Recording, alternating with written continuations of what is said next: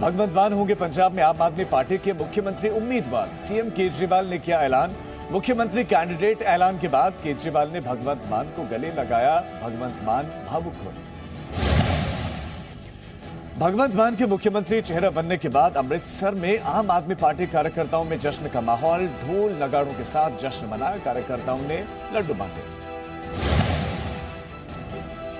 आपके मुख्यमंत्री पद के उम्मीदवार घोषित होने के बाद भगवंत मान ने कहा कि आज पार्टी ने मुझे बड़ी जिम्मेदारी दी है और जनता ने मुझ पर विश्वास किया है। ये मेरे लिए डबल जिम्मेदारी है। बोले पंजाब में माफिया राज को खत्म करके पंजाब को कर्ज मुक्त करना है।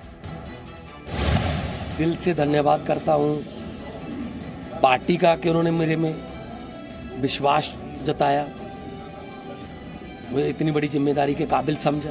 अब मेरी जिम्मेदारी भी डबल हो गई है और हौसला भी डबल हो गया। फिर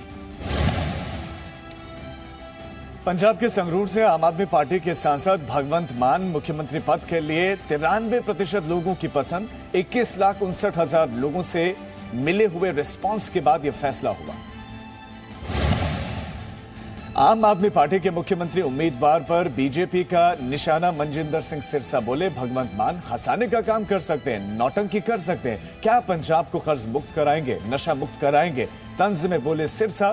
कहा सीएम बनने का नहीं, कम से कम सीएम कैंडिडेट बनने का सपना तो पूरा हुआ। भगवंत मान एक अच्छे कलाकार हो सकते हैं, अच्छे नौटंकीबाज भी हो सकते हैं, हंसाने के भी काम आ सकते हैं। मजाकिया सवाल होगा अगर ये कहा जाए कि भगवंत मान पंजाब को नशा मुक्त करेंगे। तो मैं बधाई देता हूं कि कम से कम मुख्यमंत्री बनने का उनका सपना पूरा हो ना हो, लेकिन उनका मुख्यमंत्री के कैंडिडेट बनने का सपना तो साकार हो गया। पंजाब के मोहाली में आज सुबह ईडी की छापेमारी। सूत्रों के मुताबिक पंजाब के सीएम चन्नी के रिश्तेदारों के ठिकानों पर रेड। अवैध खनन के मामले में पंजाब में कई जगहों पर ईडी की छापेमारी। अवैध रेत खनन मामले में मोहाली में रिश्तेदार पर ईडी की रेड पर बोले पंजाब के सीएम चन्नी। कहा हमें दबाने की कोशिश की जा रही है लेकिन पंजाबी दबते नहीं। पंजाब में ईडी की छापेमारी के बाद कई सवाल भी उठे। रणदीप सुरजेवाला ने कहा कि 5 साल पुराने केस में रेड हुई। हम न डरने वाले हैं न झुकने वाले हैं। पीएम मोदी पर साधा निशाना। कहा गरीबों के अधिकार पर रेड डाली गई है। न डरने वाले, न दबने वाले, न झुकने वाले। नरेंद्र मोदी जी ने हमला बोला है दलितों के अधिकारों पर, दलितों के सम्मान पर। हिंदुस्तान के इकलौते दलित मुख्यमंत्री के खिलाफ भारतीय जनता पार्टी के मन में धधक रही है। ईडी रेड को लेकर कांग्रेस के आरोपों का बीजेपी ने पलटवार भी इस पर किया। कहा यह तो सवाल ही गलत है कि सीएम के रिश्तेदार का गलत काम में शामिल होने पर उन पर कार्रवाई नहीं होगी। कांग्रेस प्रदेश अध्यक्ष नवजोत सिंह सिद्धू का पलटवार। कहा रेड पड़ने से कोई दोषी नहीं हो जाता। पहले भी मुख्यमंत्री पर ईडी की रेड से दबाने की कोशिशें हुई हैं। रेत खनन पर बोले सिद्धू पंजाब में ठेकेदारी सिस्टम खत्म होना जरूरी है। पंजाब कांग्रेस नेता सुनील जाखड़ ने ट्वीट करके ईडी की रेड पर सवाल उठाए। ट्वीट में लिखा चुनाव से पहले सीएम चन्नी के रिश्तेदार पर ईडी की रेड से ही मंशा साफ होती है। यह सीएम को धमकाने और कांग्रेस को नुकसान पहुंचाने के लिए किया जा रहा है। पंजाब में ईडी की रेड पर बोले मुख्यमंत्री अरविंद केजरीवाल। कहा सीएम के परिवार पर अवैध रेत खनन का आरोप लग रहा है। हमने पहले भी बताया था कि लेकिन सीएम चन्नी ने कोई एक्शन नहीं लिया। पंजाब की जनता माफ नहीं करेगी। चुनाव से पहले सियासी वार पलटवार तेज हो गया है। कांग्रेस का आम आदमी पार्टी पर निशाना। कहा आजकल पीएम की हर बात को सही ठहराया जाते हैं और केजरीवाल सही ठहराते हैं। दोनों के बीच में हॉटलाइन पर बात चल रही है। पंजाब कांग्रेस कमेटी के वरिष्ठ उपाध्यक्ष बनाए गए अवतार हेनरी। पंजाब के पूर्व कैबिनेट मंत्री रह चुके हैं अवतार हेनरी।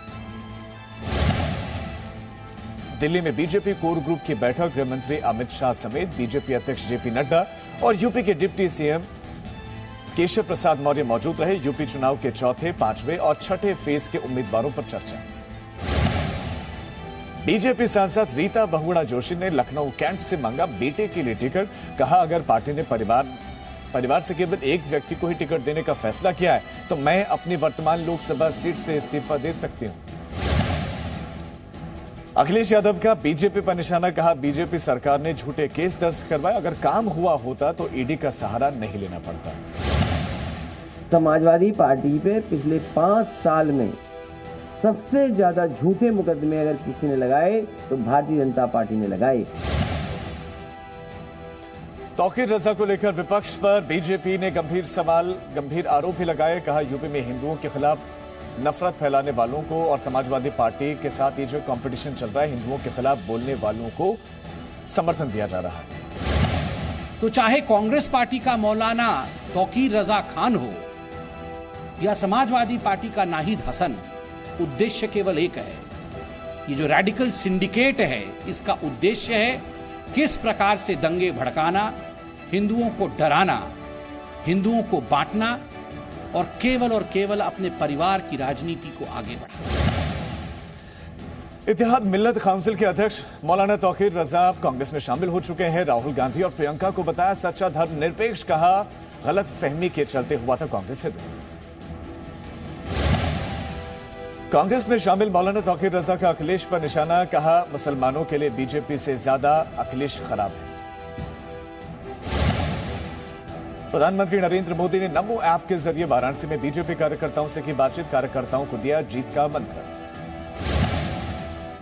पीएम मोदी ने कार्यकर्ताओं को संबोधित करते हुए कहा कि हर बूथ के अंदर 15 दिन तक कंपटीशन करेंगे। 30 जनवरी तक पोलिंग बूथों में माइक्रो जो है लेवल पर कार्य करवाएंगे। यूपी चुनाव को लेकर समाजवादी पार्टी अध्यक्ष अखिलेश यादव के बड़े वादे, गांव शहर दोनों में हर परिवार को 300 यूनिट तक बिजली की बात, छात्र छात्राओं को फ्री लैपटॉप, किसानों की हर फसल का एमएसपी तय करने का भी वादा। अगर 300 यूनिट मुफ्त पाना चाहते हैं तो फॉर्म भरवाएं, अपना नाम लिखवाएं, और नाम इसलिए जरूरी है कि जो बिल में नाम आता है, बिल में जो नाम आता है वही नाम जरूरी है।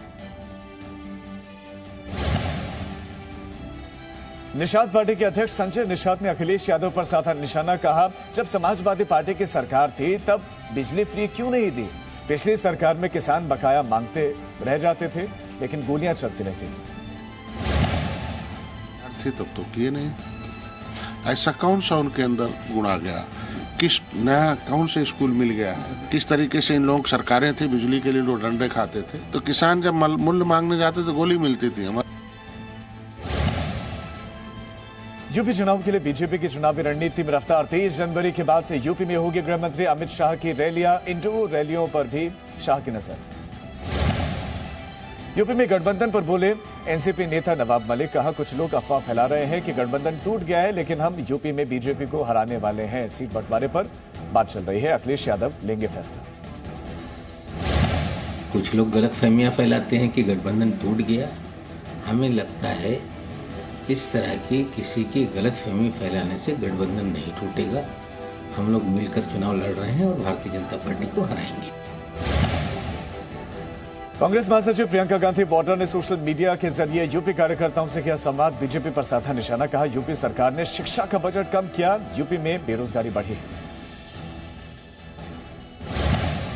सूत्रों के मुताबिक पश्चिमी उत्तर प्रदेश में कुछ और सीटों पर समाजवादी पार्टी ने तय किए उम्मीदवार। अलीगढ़ के अतरौली सीट से वीरेश यादव को टिकट, मथुरा सिटी से देवेंद्र अग्रवाल को टिकट, जल्द जारी होगी आधिकारिक लिस्ट।